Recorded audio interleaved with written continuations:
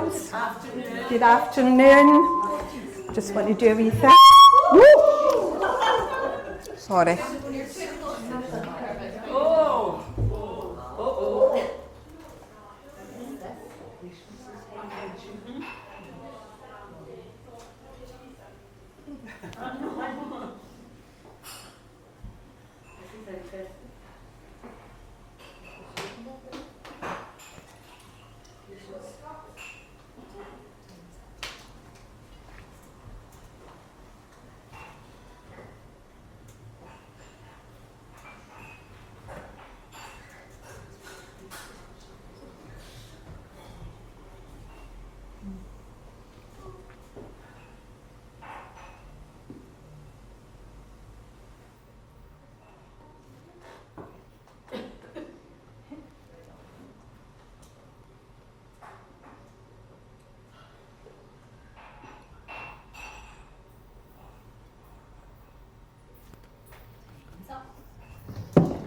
Okay, girls.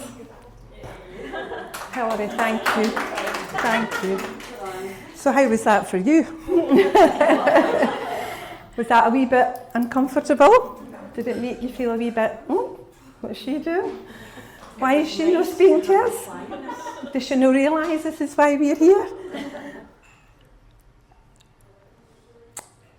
And it's just, did you trust though that I would speak to you? Did you trust that I would speak to you? And that was only 1 minute. That was only 1 minute.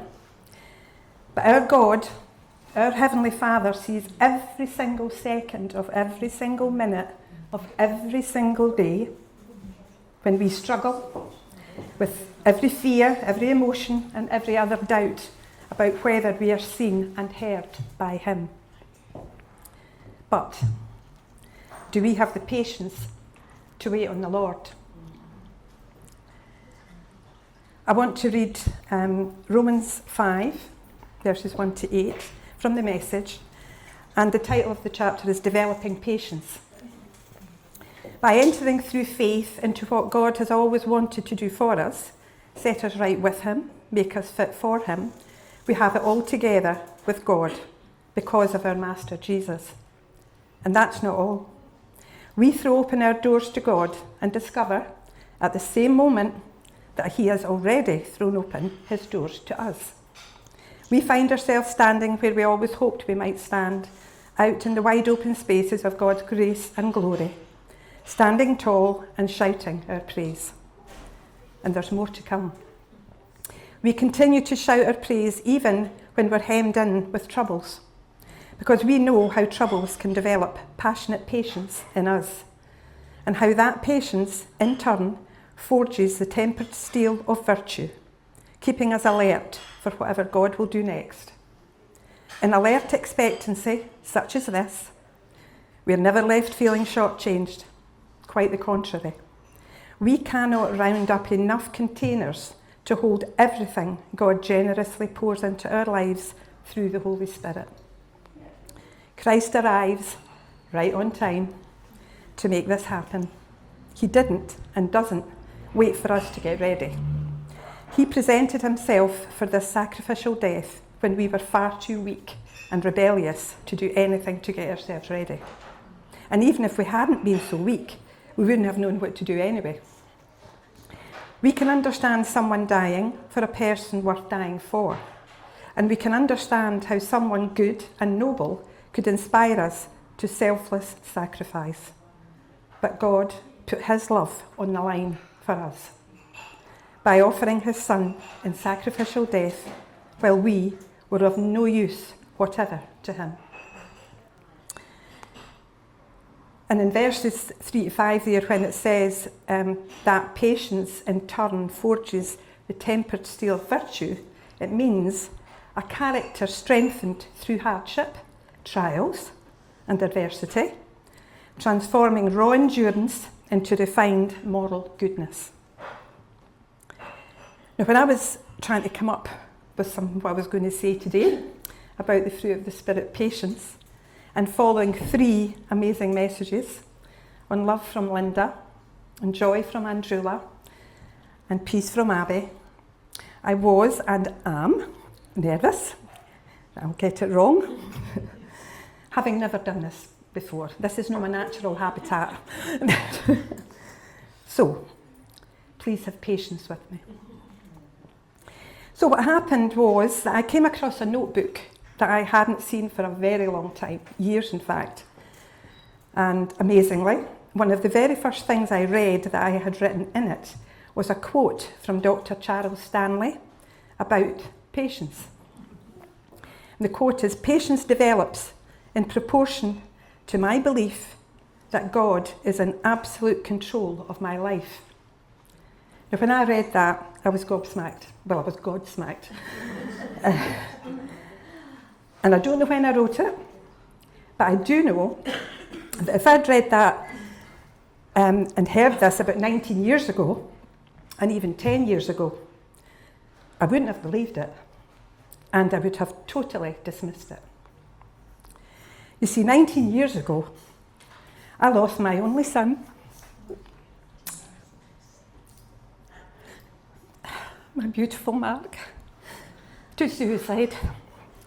And 10 years ago, my wonderful husband, Les, died suddenly in front of me the day before our 32nd wedding anniversary. Sorry, I promised myself I wouldn't do this. So you see, I didn't have faith, and certainly not the patience to believe that I was seen or heard. I used to message my friends and ask them to pray for me because I wasn't seen or heard, ever. I'd been born and raised Catholic, but I had turned my back on God a long time ago. I was 5 years old when my mum died, suddenly, which unbelievably is exactly 68 years ago this month. And when I was around 7 years old, I was abused by acquaintances of my dad. You see, it was only me and my dad after my mum died.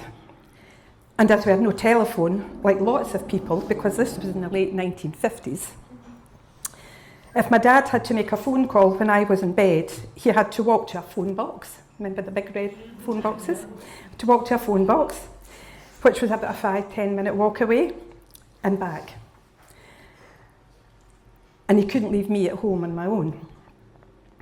The abuse happened on separate occasions by 2 different men.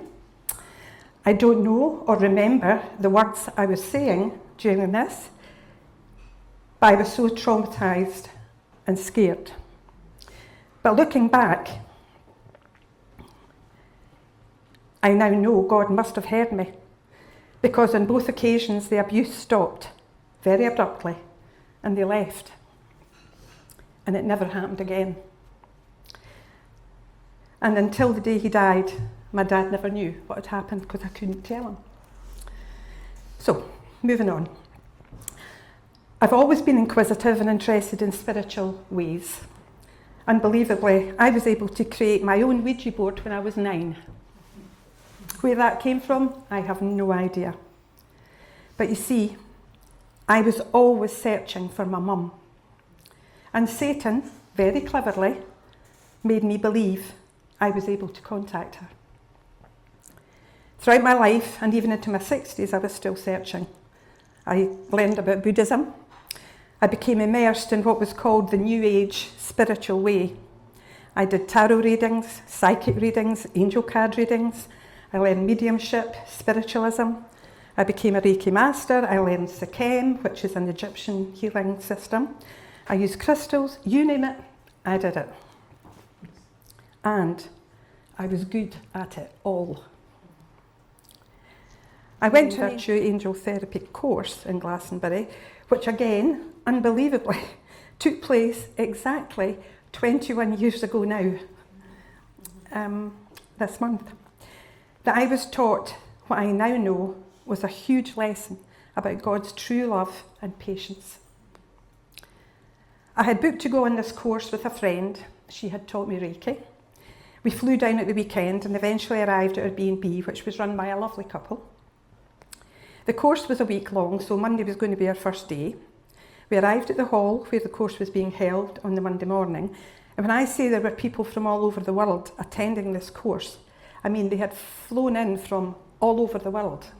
Australia, Japan, Germany, South America, you name it. They were there. Such was Doreen Virtue's influence. We were the only people from Scotland. On the Tuesday, which was the second day of the course, I woke up with this excruciating pain in my head. It was like a vice. And I couldn't move my head. I had no idea what it was, but it was so painful that I couldn't even get dressed by myself. My friend was giving me her pain medication that she'd been prescribed for her back pain, but nothing was touching it. So I decided that I had to get to a doctor, and I got a number from the lady whose B&B we were staying in. And thankfully I was given an appointment for that morning, and asked my friend to explain why I was going to miss the morning part of the course when she got there, which she did. The doctor was very sympathetic and gave me the strongest pain relief he could, but couldn't give me anything stronger as he didn't know me or my history. So he suggested I go and see a chiropractor. I don't think I'd ever heard of a chiropractor. Anyway, the pain relief the doctor gave me didn't touch it. And I was also still taking the medication that my friend was giving me. However, I managed to get an appointment with a chiropractor for the next day. When I eventually arrived at the course after seeing the doctor and knowing my friend had told them about the awful pain I was in and the need for me to see a doctor because of it, I was a little surprised that no one said anything to me or asked how I was. Now, I'm on a course with the most influential, highly respected New Age healers in every aspect of healing from all over the world, sitting at a top table, teaching us. And so I thought it was only a matter of time before someone would take me aside for a private healing. I thought it would be the perfect testimony for their gifts and for the course. So I waited patiently. The next day, I went for my appointment with the chiropractor, and again asked my friend to explain the situation when she arrived at the course that morning and let them know how bad this pain was, which again she did. Unfortunately, but not unsurprisingly, the chiropractor didn't help, and I was still in this excruciating pain and unable to move my head. But I still went back to the course. And once again, none of the celebrity top table healers asked me how I was or even acknowledged how unwell I was. However, the other people on the course with us were lovely. And when we met them in the evening, when we went out to eat, because I had to eat, I was taking so much pain relief, they would come around me and I would get Reiki healing and angel healing and crystal healing and you name the healing and I got the healing. And nothing touched it. Now, when I went back to the course the next morning, which would now be the Thursday, I kept getting this uneasy feeling about the whole thing because there had been no love, empathy, caring, concern or compassion shown over the past days by these influential, world-renowned healers. And I can only describe it now. What I felt were the scales falling from my eyes. And now I know, looking back, that God was letting me see exactly what this was. This wasn't about angels, healing, or the so-called universal love for everyone that the New Age ideology spread. This was only ever about one thing: money. Which shocked me because I realised I had never been able to ask anyone for money when I gave any kind of healing. I genuinely believed that everything I was doing was a gift from God. And therefore, I couldn't ask for money for it. But now I know it only ever came from one source: Satan. I had been listening to false prophets, and a false prophet will always tell you what you want to hear. But I didn't see that then. Now, to let you understand, the cost of attending this angel therapy course was about £1,500. I know, madness. I know, madness. And that was about 20 years ago. And on top of that, we had our flights, accommodation and food for the week, painkillers. And I know it was madness, but that is how deep I was in and how deceived I was. However, I had only paid £500 deposit because we were told we could pay the balance at the end of the course. Well, the end of the course came with, by the way, none of the top table celebrities speaking with anyone personally. However, I could have had a personal session with one of them, but I would have had to have paid for it. All lies and all about the money. I was asked to pay the balance, but didn't. And for a long time afterwards, I continually received emails from America asking me for payment, which they never got. Now, I was still in this awful pain, and I still couldn't move my head. So when we flew back to Edinburgh, my husband, Les, was waiting. And when he saw me, he asked my friend, he said, "Has she been like that all week?" And she said, "Yeah." And he said, "You should have phoned me, and I would have come and got her, and I would have brought her home." But that wasn't the plan. I know that now. That wasn't the plan. I had to go through that week to be able to see the lie. Once I was home, the pain left me. I had never experienced anything like that pain at any time in my life before going to Glastonbury, and I've never experienced anything since. It was only during that 1 week.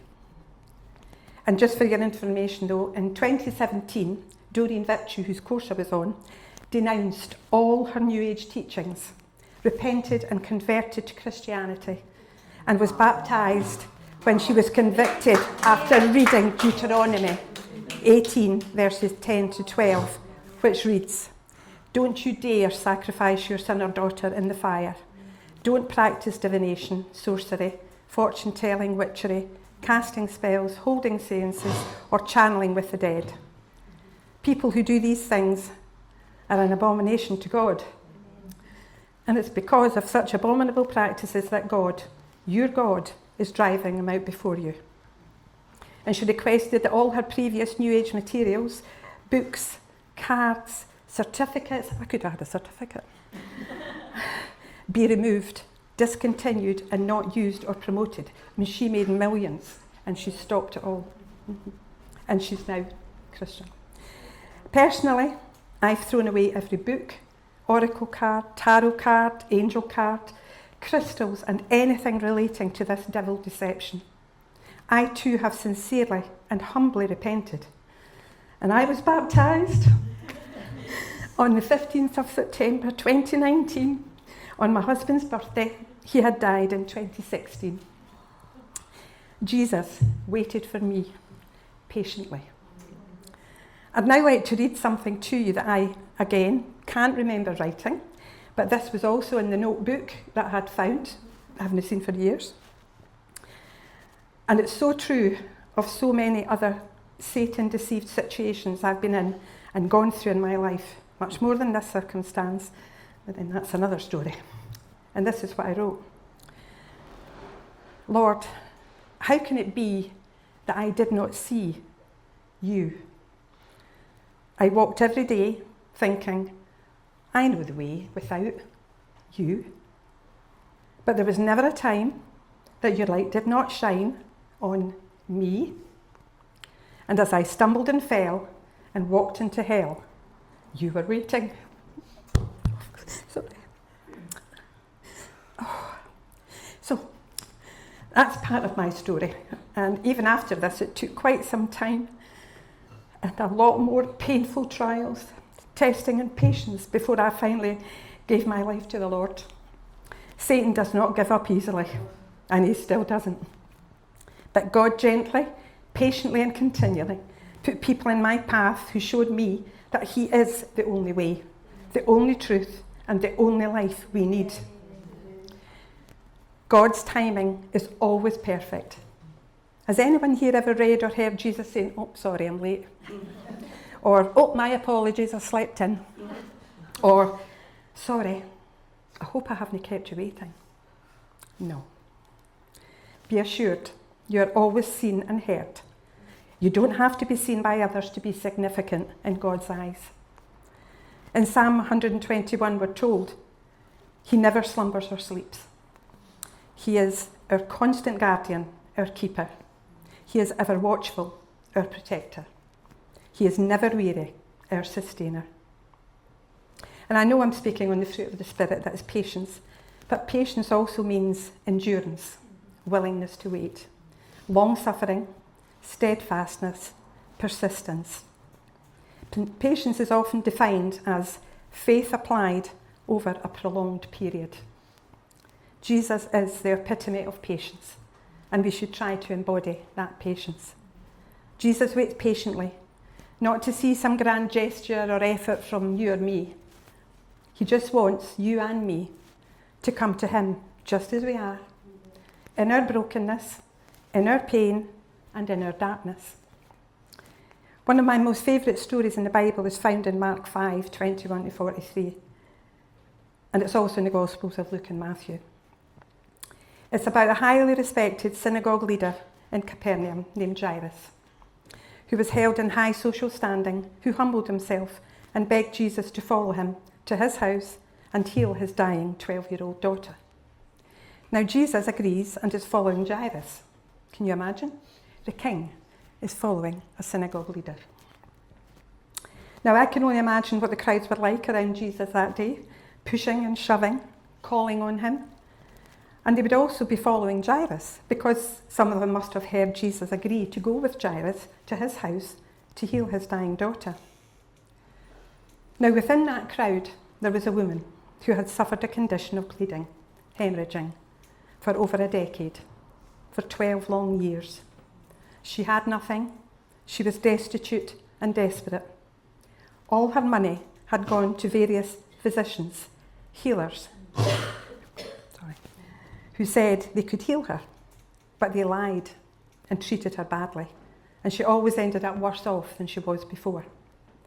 She was a social outcast and ostracised, as she was considered constantly ritually impure, and therefore anything or anyone she touched became unclean.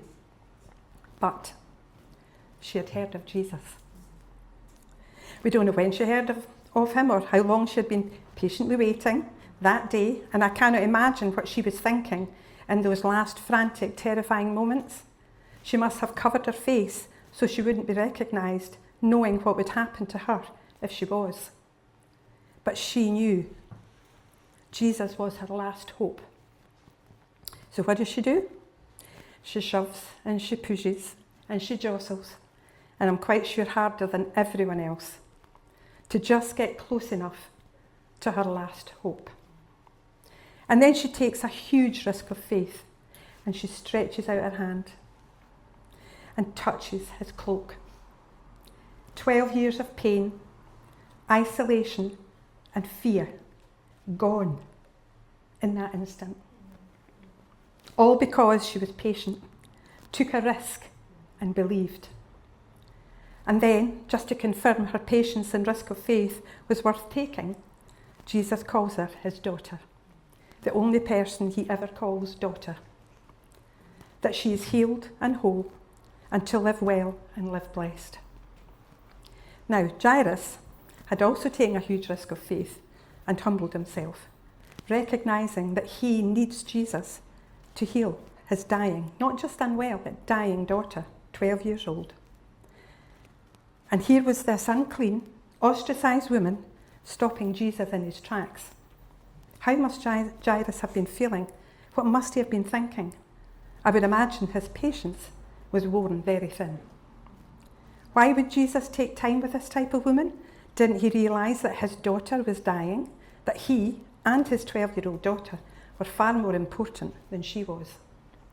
But what this woman could have told him was that she had suffered for as long as his daughter had been alive, 12 long years. But now she was healed, and he had witnessed it. And then Jairus receives the worst news possible. Your daughter is dead. Why bother the teacher anymore? Jesus overhears, and his response? Don't be afraid. Just believe. Jairus had just witnessed Jesus' healing power. Can you imagine what must have been going through his head? Did he believe? He had waited patiently, but I'm sure fearfully and anxiously, for Jesus to finally go with him to heal his daughter. But now he knew his daughter was dead. So taking only Peter, James and John with him, Jesus gave short shrift to all the mourners and the gossips and the busybodies that were at Jairus' house when they arrived, telling them that she was only asleep. And they all laughed at him. And Jesus only took the girl's mother and father, Jairus, Peter, James and John into the room with him. 7 people in the room, God's perfect number. The words he said as he took the little girl's hand were Talitha cum, which means, little girl, I say to you, get up. And she sat up, alive in him. And these words resonate with me today, after all these years, because I choose to believe that that is what he meant for me, all those years ago when I was a 7-year-old, scared little girl. And he means it for every woman in this place who sometimes still feels like a scared little girl. I don't know who this is meant for, but please, if it's you, let him take your hand and be patient. And remember, his timing is perfect. And when he says wait, he's not saying no. Jesus is the epitome of patience and our only hope, as it's written in Romans 8:24-26. For in this hope we are saved. We were saved. But hope that is seen is no hope at all. Who hopes for what they already have? But if we hope for what we do not yet have, we wait for it patiently. Right up until he took his last earthly breath, Jesus waited. And when the criminal crucified on the cross beside him asked to be remembered by him, Jesus promised him paradise. He is patient. He will always wait for you. But will you wait for him? Follow him. And as he says, don't be afraid. Just believe. Or in other words, trust me. I've got you. Just have patience.